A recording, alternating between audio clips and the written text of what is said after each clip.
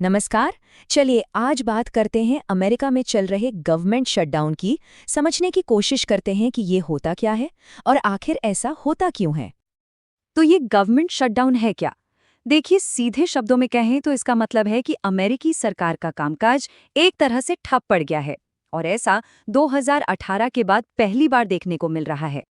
ये सोचने में भी कितना अजीब लगता है ना, कि मतलब दुनिया की सबसे ताकतवर सरकारों में से एक अचानक अपने बहुत सारे काम बंद कर दे। कैसे? जरा सोचिए, शटडाउन असल में दिखता कैसा है।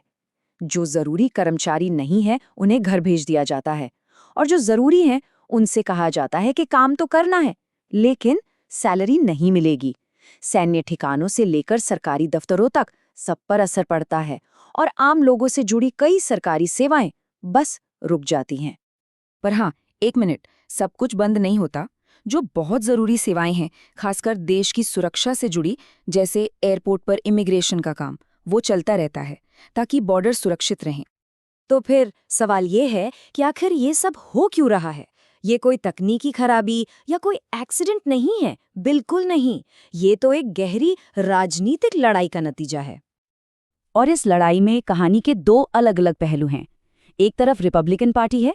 उनका कहना है कि डेमोक्रेट्स अनडॉक्यूमेंटेड इमिग्रेंट्स की हेल्थ केयर के लिए आम लोगों के टैक्स का पैसा इस्तेमाल करना चाहते हैं। वहीं दूसरी तरफ डेमोक्रेट्स कहते हैं कि नहीं, मामला सिर्फ इतना नहीं है, वो विदेशी मदद में कटौती से सहमत नहीं है और राष्ट्रपति के फैसलों पर ज्यादा जवाबदेही चाहते हैं। ये सब सुनकर एक बड़ा सवाल दिमाग में आता है। क्या सरकार को इस तरह बंद कर देना कानूनी भी है? क्या कोई ऐसा कानून है जो इसकी इजाजत देता है? जी हाँ, इसका जवाब है अमेरिका के एक बहुत ही खास कानून में है, जिसका नाम है एंटी डेफिशिएंसी एक्ट। ये कानून साफ साफ कहता है कि अगर कांग्रेस यानी वहाँ की संसद ने पैसे खर्च करने की मंजूरी नहीं दी, तो सरकार अपनी जेब से $1 भी खर्च नहीं कर सकती। तो देखिए, होता क्या है, ये एक डोमिनो इफेक्ट जैसा है। सबसे पहले राजनीतिक पार्टियां बजट पर सहमत नहीं हो पाती, फिर खर्च करने की मंजूरी खत्म हो जाती है, और जैसे ही ऐसा होता है, वो एंटी डेफिशिएंसी एक्ट अपने आप लागू हो जाता है, और बूम, सरकार को शट डाउन करना पड़ता है। अच्छा, अब एक बहुत ही दिलचस्प सवाल, क्या ऐसा भारत में भी हो सकता है? तो इसका सीधा सा जवाब है नहीं, बिल्कुल नहीं। चलिए देखते हैं क्यों। भारत के संविधान में इस तरह की स्थिति से बचने के लिए एक सेफ्टी वॉल्व पहले से ही मौजूद है। इसे वोट ऑन अकाउंट या लेखानुदान कहा जाता है। तो यहाँ पर दोनों सिस्टम्स का फर्क एकदम साफ हो जाता है।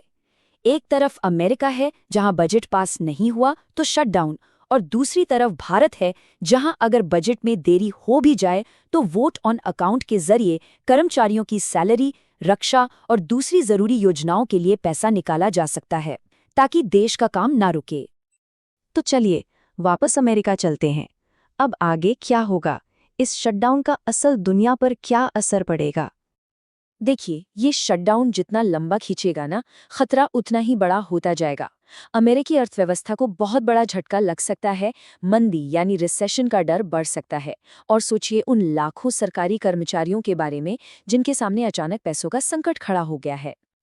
और इस पूरी हालत को समझाने के लिए शायद ये एक लाइन ही काफी है कि सरकार और पूरी अर्थव्यवस्था को बंधक बना लिया गया है। ऐसा लगता है जैसे राजनीतिक जिद के आगे पूरे देश को दांव पे लगा दिया गया है। और आखिर में ये सब हमें एक बहुत ही बुनियादी सवाल के सामने लाकर खड़ा कर देता है। जब एक सरकार इतनी ज्यादा बंटी हुई हो, तो क्या वहां समझौते की कोई गुंजाइश बचती है? ये एक ऐसा सवाल है जिस पर सोचना बहुत जरूरी है।